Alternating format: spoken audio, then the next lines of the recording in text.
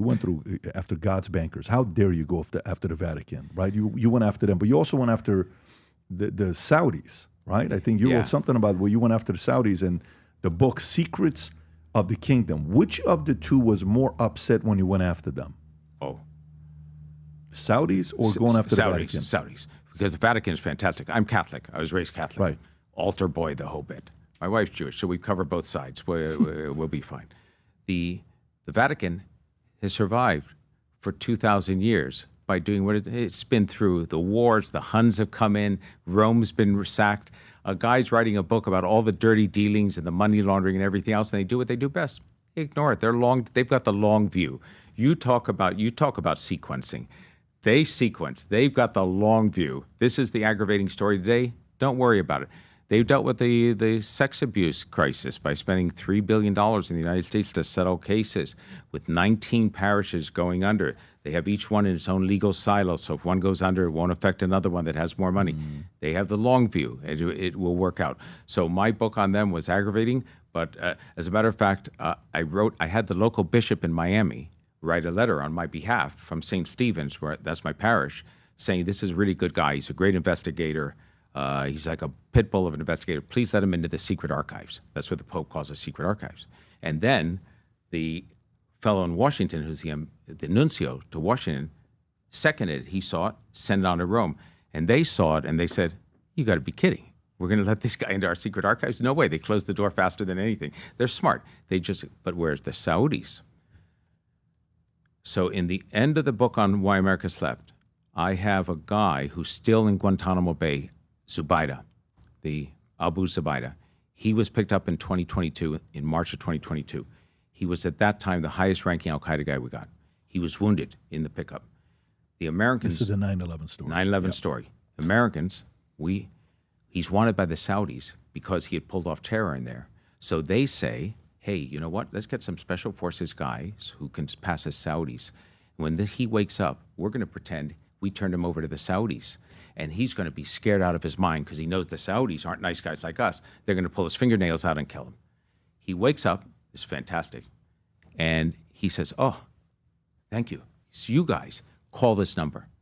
He gives them a telephone number. It's a private cell phone number of the nephew of the king of Saudi Arabia, who owns racehorses, who won War Emblem, who won the Kentucky Derby and everything else. A very westernized guy, head of the biggest media empire. And the Americans can't figure it out. So they go back to him and they say, you're a liar. He told us he doesn't even know you. He said, call these 2 numbers. Call these 3 numbers. He gives 2 more Saudi princes and the head of Pakistan's Air Force. What does our great CIA do?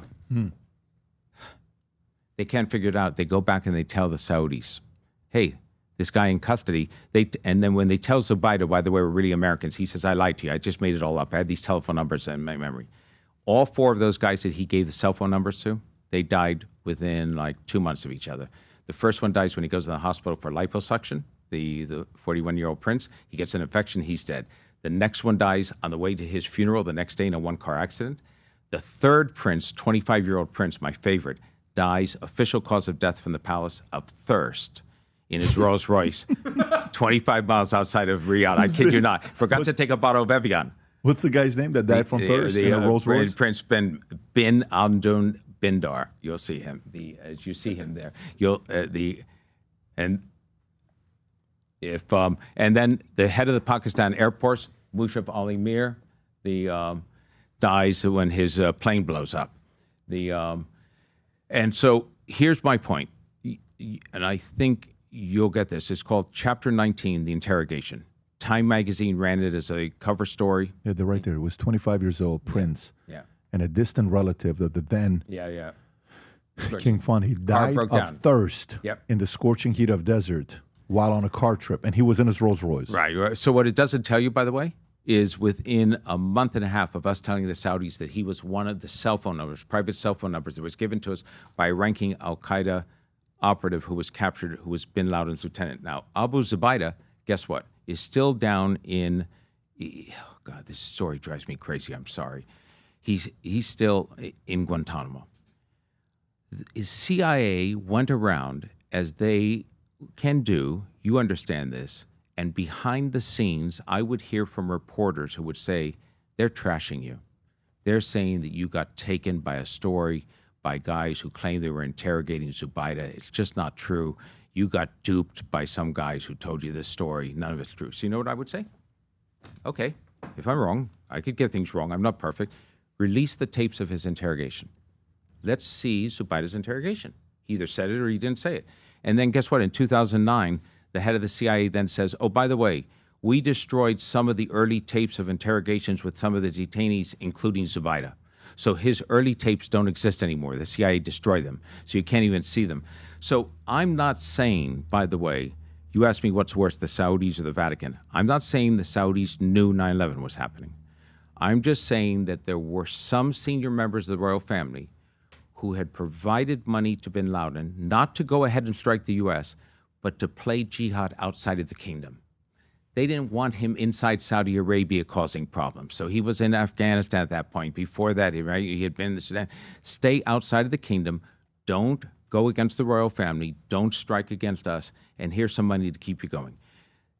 Two of them, I think, knew that he was going to pull off an action on 9/11, but they had no idea what it was. If they had known, they would have tried to stop him because they would have realized that you were waking up a giant and waking up the United States. But there are 9/11 families that are still suing to try to get information from the Saudis. I don't think Donald Trump has been fantastic as a president on so many different fronts on opening up things. He needs, it's what we talked about before, triage. What's more important? He needs the Saudis now more on the Middle East peace and on the Abraham Accords than he does on releasing information on 9/11. So what are you going to push the Saudis on if you're the Trump administration? You're going to push them on something to do a deal in the Middle East to try to bring peace for the future, not worried about what happened, unfortunately, 24 years ago. Yeah. Sorry for the long answer. No, that's what I was, wanted to hear, not whether it's true or not. So your guesstimation is the Saudis were behind the 9/11. Not the government, not an official policy. They never sat around a table, the royal family, and said, hey, you want to fund an attack on America? Because they knew that the Saudis are very good at playing both sides of the table. They don't want to upset business. They don't want to upset oil production. They don't want to upset oil sales. OPEC's more important to them than things like this. But bin Laden's a pain in the ass because he comes from a prominent Saudi family in construction. They have a lot of money. And when in 1990, the kiss of death for them with him became the Iran-Iraq war, because the Saudis had bought more arms from us than anybody else, bin Laden said to the king, I'll come in with my mujahideen and I'll defend the kingdom in case Saddam Hussein comes in. The king said, thanks a lot, but I'm going to have the Americans come in. And so when the Americans sent troops over to the Holy Land, it's the land of Mecca, right? It was a big controversial decision. Bin Laden was furious. He never forgave them. So as far as he was concerned, the royal family had sold out. So they weren't friends, but the royals had to figure out a way to keep him away from causing problems, because he would have liked to have overthrown them as much as he would have liked to overthrow the United States. So the money they gave him was not to have him go and attack and take down the World Trade Center and attack the Pentagon. It was to be in Afghanistan to help fund all of the mujahideen, to fight the causes, fight the Soviets, which they did, right? Bring them down in Afghanistan. But it came back, hey, what's the word? We always say unintended consequences. Be careful for what you don't plan for. Did you also investigate what happened with building number 7? I did, and I have to tell you. Here we go. I know I'll hear from a lot of people afterwards on Minx. They're going to say it's planned, it's explosive charges, everything else. I have a common sense question I ask on this. Forget for a second the explosives question. You're the secret government. You've pulled off this attack. Let's assume for a second it's all done in order to get us to go to war. Towers come down, do the Pentagon, there's no plane, whatever else. Now, I lived in New York then. Trish and I were there. We know what it felt like. You wanted to go out the next day. I was too old and volunteer. You wanted to sign up. You wanted to go off and find out whoever did it and do something to them. So do you think that the secret government has pulled this all off, and then they say, hey, you know what? You know what's really going to make Americans mad? Really make them ready to go to war? Let's bring down WTC 7. That'll really make them crazy. Most New Yorkers don't even know WTC 7 came down in the aftermath. That they do, but it's a different thing. And I understand, and there are the questions about insurance, and did Larry Silverman really go ahead and he wanted to make the money on it? but in a common sense way. It's very weird timing, though. It is. Hey, that's what makes all this stuff so interesting, is the weird timing. That's what's so fantastic about it. That's what drives us crazy as an investigator. And one thing, by the way, and you'll get this, I haven't found any evidence of that. But you know what? I'm in a business. So my business is trying to look into a subject, come up with a conclusion, publish a book. I'd like to have the most sensational conclusion possible.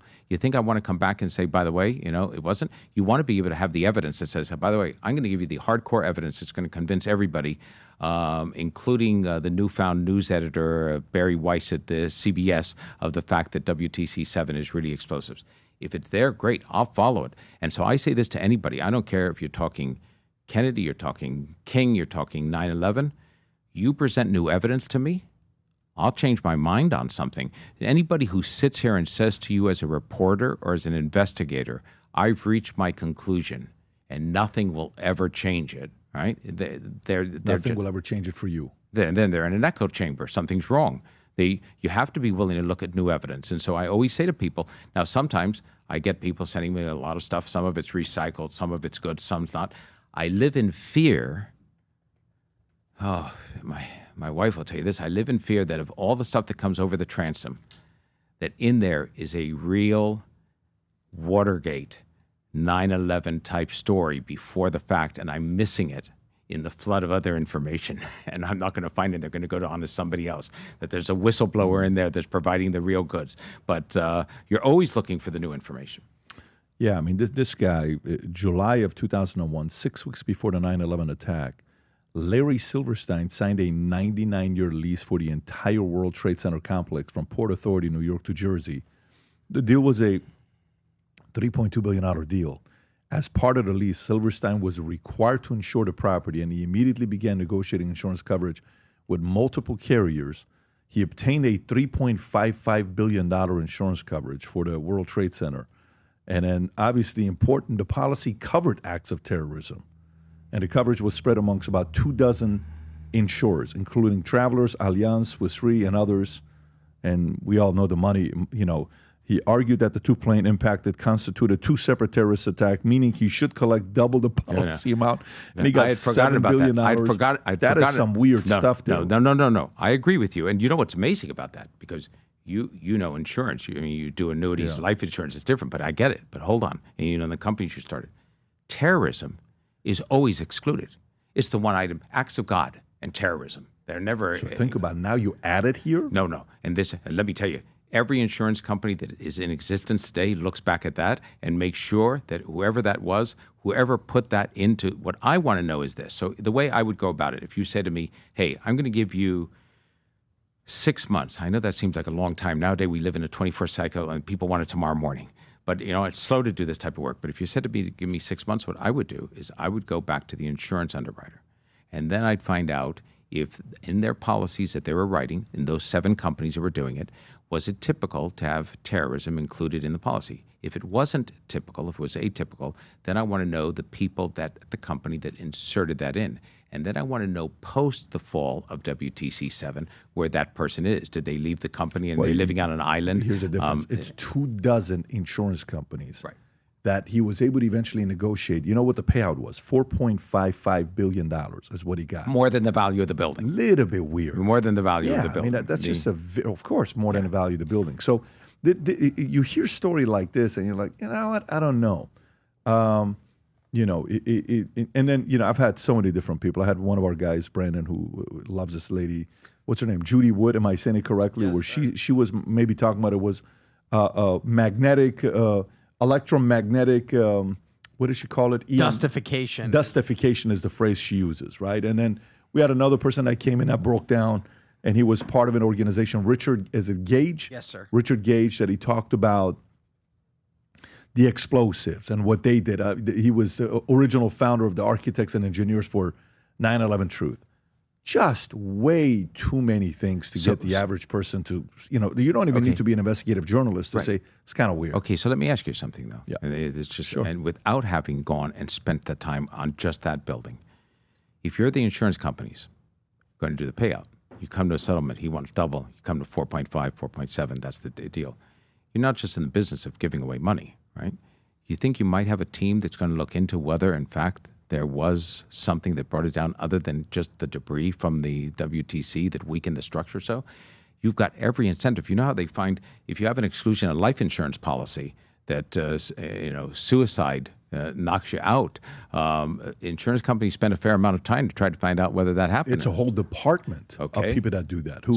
I've had multiple insurance policies that didn't pay out because they ended up finding out that the guy didn't pee, and it wasn't his pee, or he lied about certain drugs, or he lied about certain things. So yes, that does happen. So I would love to know, another thing that I would be doing is I'd be looking at those departments and those insurance companies that would look for outs and find out what investigation did you do. I want to see the internal investigation. Show me what you did. Was it just BS? Was there a reason? The only reason that they would run it through without doing that type of investigation to find if there was an out is if somehow they were getting a big kickback. But there's too many of them. If it was one or two companies, so I'm always looking at follow the money, right? Okay, so let's say Silverstein wants the big payout. He's done whatever he has to do to bring the building down. Now the insurance companies are going to give it to him and say, by the way, good going, sorry, see you later. No, they're going to do some investigation. The only reason they're going to soft pedal that is if somehow there's some money under the table, I would think. If you're getting paid $4.55 billion, there's a lot of things that could be under the table. Like you could give away $50 million and you're still walking away with $4.55 right. And so often, but there's often a trail. So, right? Has anyone ever investigated that deeply? No. So, I don't know if insurance will allow you to go that deeply because there's a certain level of privacy between the client and the insurance company. So one of the obstacles is, this is when I wish I was a hacker sometimes. Not often, I don't really mean that. I wish that I could see those types of accounts and get into them because you can't get them officially. You can't see them, and the insurance companies won't give it to you. You can't get in. The government hasn't done that type of investigation, hasn't looked into it, hasn't done a probe. I mean, I hate to throw in like another grenade, but on a separate matter, I spent a few months last year looking into Epstein, and is he murdered? Is he not murdered? Is he murdered? Is he not murdered? There are a few people in the prison who work there, who still work there. I won't say names because they've never been charged with anything. Without coming to a conclusion on Epstein's death, I'd love to know what their bank accounts look like. I'd love to know what their family bank accounts look like to see if there was a bump up. I would love to know if people were paid not to do something that night, to not be near a place where they could see or hear anything going on. If they were paid to then be on their phones, let's say, and pretend they were shopping or whatever else. But you can't get access to that. You can't get access to it in a legal way. And you get blocked every way to Sunday from the government's perspective. Yeah, there was a 3-minute recording that they had that originally Pam Bondi said it's a normal thing that the camera triggers it every night at midnight. And they're like, wait, what are you talking about? And then later on, they dropped the 3 minutes.